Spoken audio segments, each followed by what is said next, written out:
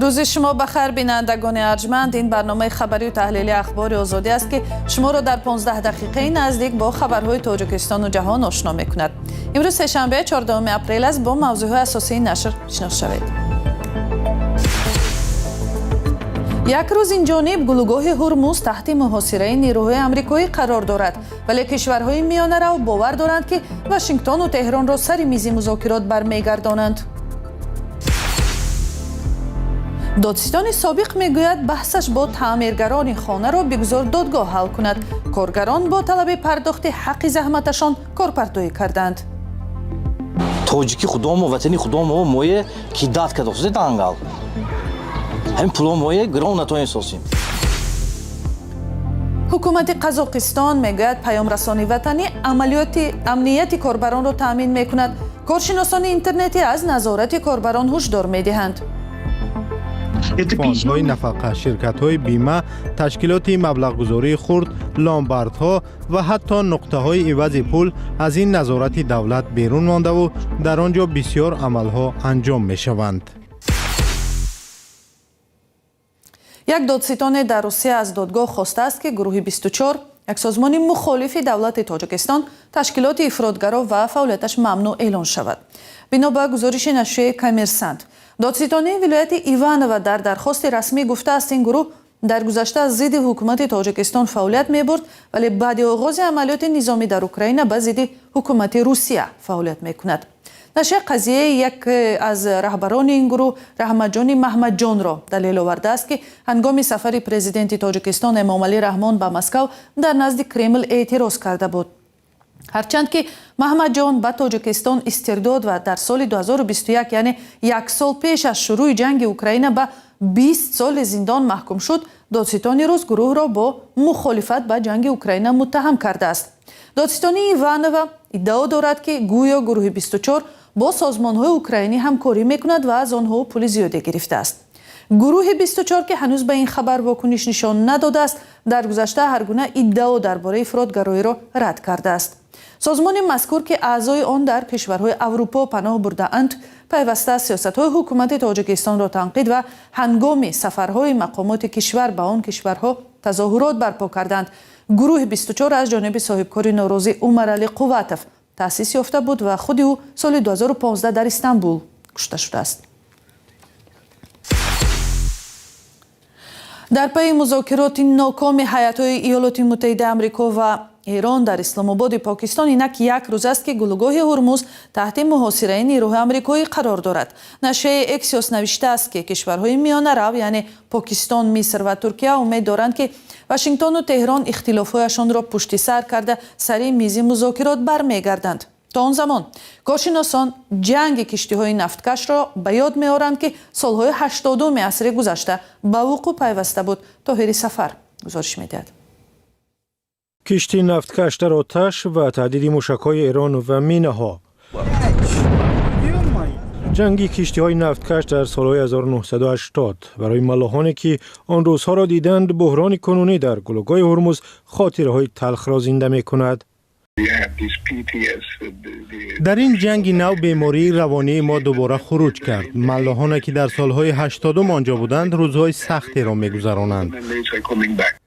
اریل سیورسن در اوج جنگ ایران و عراق در سالهای 1980-88 وقتی هر دو به انشاءات نفتی و کشتی‌ها حمله می‌کردند، کشتی‌ها را با چراغ‌های خاموش از گلوگاه هرمز می‌گذراند. در کتاب خود از احساس عاجزی هنگام دیدن حمله به کشتی‌های دیگر نوشته است: ما موشک‌ها را می‌دیدیم و صدای آنها را هنگام ارتباط رادیویی می‌شنیدیم. کاپیتانشان بسیار ناامید بود. در بحران امسال و پس از مذاکرات بی‌نتیجه با ایران، نظامیان آمریکا گفتند مانع حرکت تمام کشتی‌های خواهند شد که به بندرهای ایران می‌روند یا از آنجا برمیگردند. با وجود سازش آتش‌بس، ایران تنها به بعضی از کشتی‌های دوست اجازه عبور از گلوگاه هرمز را داده، حرکت تقریباً تمام کشتی‌های دیگر را قطع کرده است. از بس که 20% نفت و گاز مایع جهان از این گلوگاه می‌گذرد، این کار باعث بالا رفتن قیمت نفت و گاز در بازارهای جهانی شد. امریکا میگوید با هدف تامین بازارها به کشتی‌ها از بندرهای غیر ایرانی اجازه عبور می‌دهد و مینه‌ها را نابود می‌کند. مینه‌هایی که باعث نگرانی جدی مدیران شرکت‌های کشتیرانی از جمله اولاف میکلبوست گشتند. همه محض از همین میترسند. آن را میتوان از دور اداره کرد. هیچگاه نمیدانند که کی آن را به کار میاندازند. مینه مثل آهنربا به کشتی میچسبد و میترکد.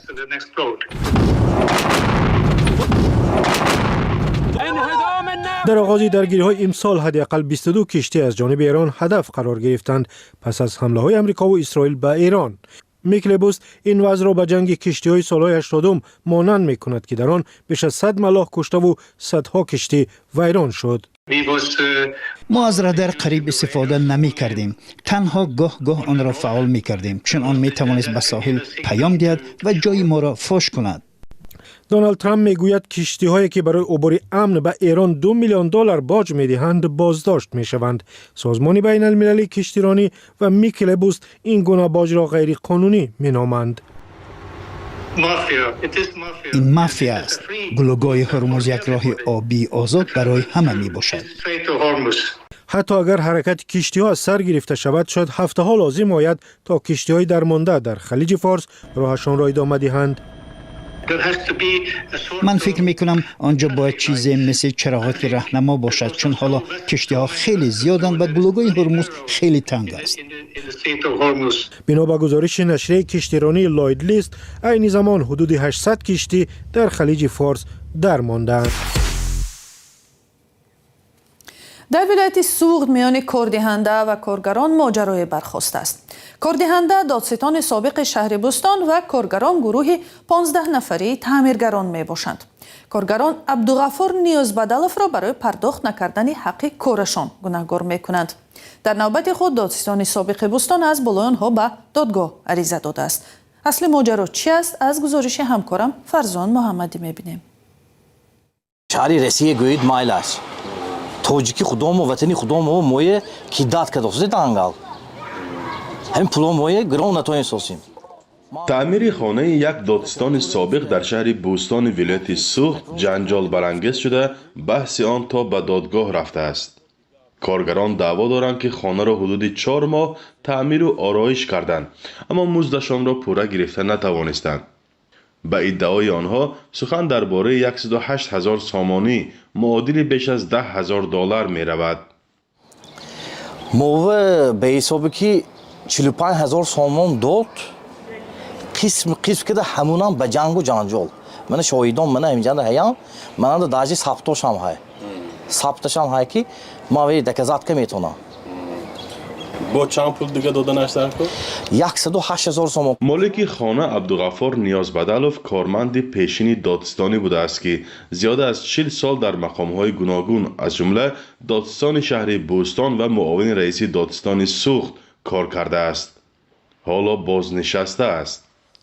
رادیو آزادی تلفنی با او تماس گرفت و نظرش را در مورد دعوای کارگران پرسید.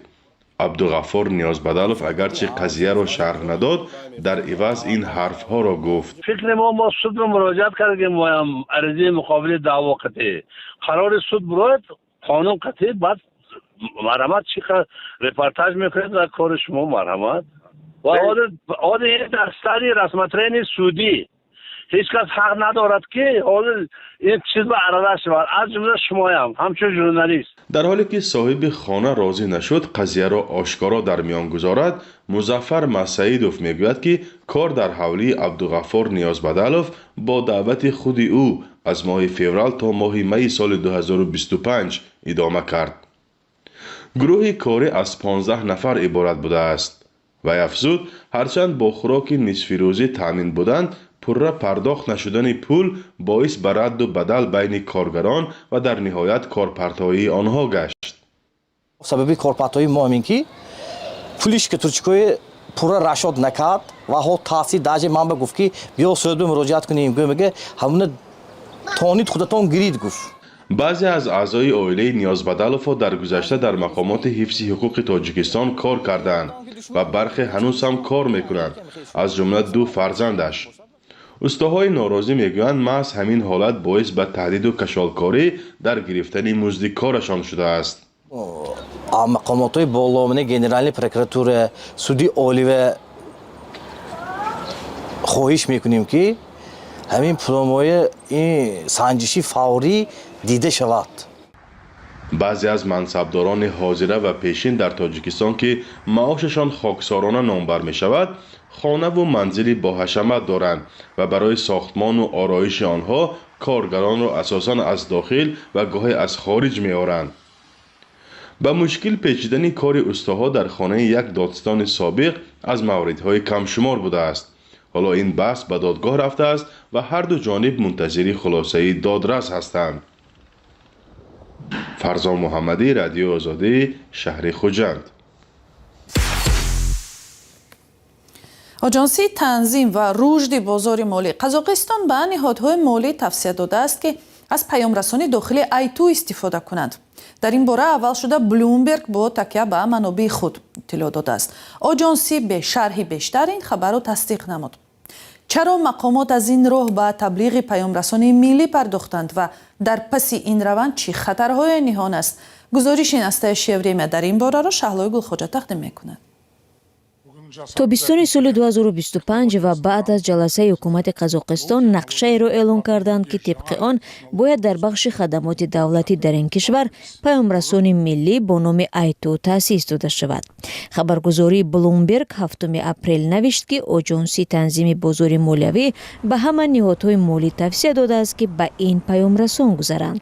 танзимгари молии қазоқистон аз ширкати бима ё суғурта ва баъзе ширкатҳои молиявӣ даъват мекунад ки дар доираи як маъракаи васеътар барои дур кардани корбарон аз паёмрасонҳои хориҷӣ бо муштариён тариқи паёмнависи миллӣ кор кунанд. оҷонси танзим ва рушди бозори молӣ дар номаи худ ба фармони моҳи январи маъмурияти президент истинод кардааст ки тибқи он танҳо экосистемаҳои бонкӣ аз ин пешниҳод озод мебошанд. ба дунболи блумберг тамоми расонаҳои хабарии қазоқистон дар ин бора гузориш доданд. баъд аз 2 рӯз оҷонси давлатӣ маҷбур шуд ки дар ин бора шарҳ диҳад. оҷонси нияти худро барои пайваст кардани бозингарони хусусӣ ба мессенҷери миллӣ тасдиқ карда исрор дорад ки ба фарқ аз паёмрасонҳои хориҷии осебпазир истифода аз айту бехатар хоҳад буд. интизор меравад ба ин барномаи санҷишӣ ё озмоишӣ аввалин шуда ташкилоти маблағгузории хурд ва ширкатҳои бима ҳамроҳ шаванд.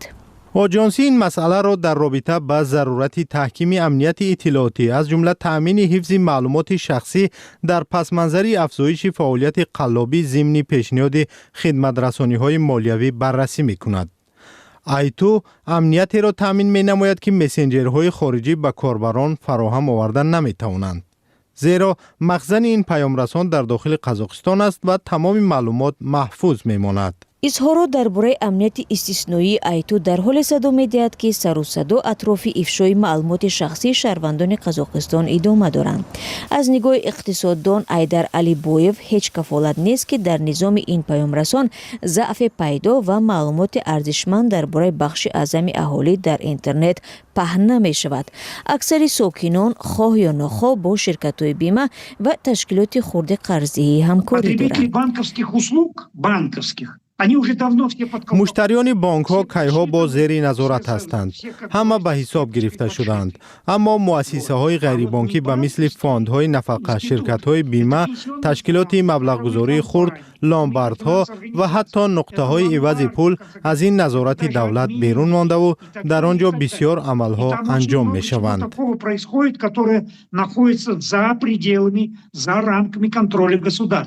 барномаи айту соли 2018 дар қазоқистон сохта шуд, аммо танҳо соли 2025 аз ҷониби ҳукумат пуштибонӣ ёфт. дар маҷмӯъ ин як барномаи мобилии қазоқӣ аст ки паёмрасон, пойгоҳи бахши ройгони мусиқӣ ва видео ва як қатор хадамоти рақамиро муттаҳид мекунад. баъзе аз корбарони шабакаҳои иҷтимоӣ ташкили айту ва мафҳуми таҳти назорати давлат қарор додани алоқаи интернетиро дар қазоқистон ба макс, мессенҷери баҳсбарангези Русия монанд мекунанд. بینندگان ارجمند، برنامه اخبار آزادی در همین جا به پایان میرسد. خبر و گزارش‌های بیشتر را از سامانه azadi.org و صحیفه‌های رادیو آزادی در تیک تاک و تلگرام، فیسبوک و اینستاگرام و یوتیوب و ایکس پیگیری کنید. تا برنامه‌های دیگر